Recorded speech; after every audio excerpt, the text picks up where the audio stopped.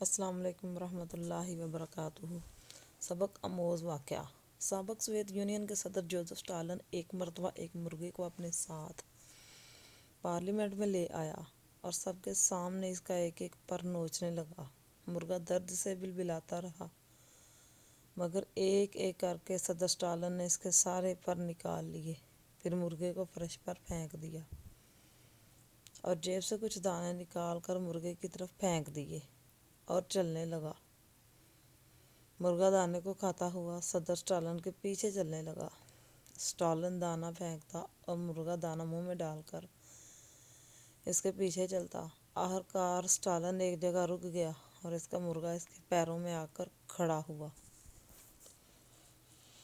Stalin نے اپنے comrade کی طرف دیکھا اور اس کے بعد ایک تاریخی جملہ کہا۔